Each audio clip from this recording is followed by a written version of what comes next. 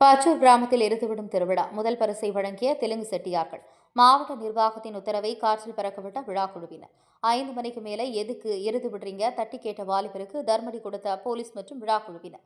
திருப்பத்தூர் மாவட்டம் நாற்றம்பள்ளி அடுத்த பச்சூர் கிராமத்தில் மாபெரும் எருதுவிடும் விழா ஊர் பொதுமக்கள் மற்றும் இளைஞர்கள் முன்னிலையில் நடைபெற்றது.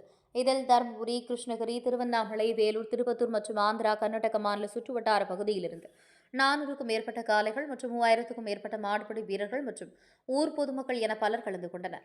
இப்போது குறைந்த நிலையில் இலக்கை அணிந்த எருதுகளுக்கு பரிசுகள் வழங்கப்பட்டன.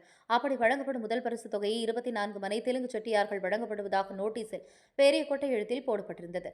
ஒரு சமூகத்தினர் முதல் பரிசு வழங்கப்படுவதாக கூறி கொட்டை எழுத்தில் போடப்பட்ட சம்பவம் பரபரப்பை ஏற்படுத்தியிருந்தது.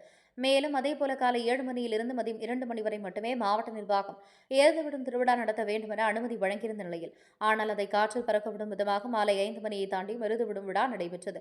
அப்போது எருதுவிடும் விழா திருவிழா முடிந்துவிட்டது என நினைத்து இருசக்கர வாகனத்தில் மந்தையின் நடுவே சென்ற வாலிபரை போலீசார் தடுத்து நிறுத்தினர். அப்போது போலீசார் அந்த வாலிபரிடம் இன்னும் எருது ஓடிக்கொண்டிருக்கிறது என்று கூறியபோது அந்த வாலிபர் எதற்காக 5 மணிக்கு மேலே இன்னும் எருதுவிடும் திருவிழா நடத்திட்டு இருக்கீங்க என கேட்டார். திடீரென அவசரப்பட்ட போலீசார் அதை ஏண்டா கேட்கிற போய் விழாக்குழுவிடம் கிட்ட கேளு என கூறி வாலிபரை தாக்கினார்.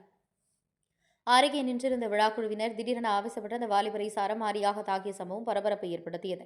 5 மணிக்கு மேலே எருதுவிடும் திருவிழா நடத்தியதே தவறு. அதனை தட்டிக்கிட்ட வாலிபரை விழாக்குழுவினர் தாக்கிய சம்பவம் அரங்கேறியது குறிப்பிடத்தக்கது. திருப்பத்தூர் மாவட்ட தவசி நியூஸ் செய்தியாளர் சி. ரமேஷ்.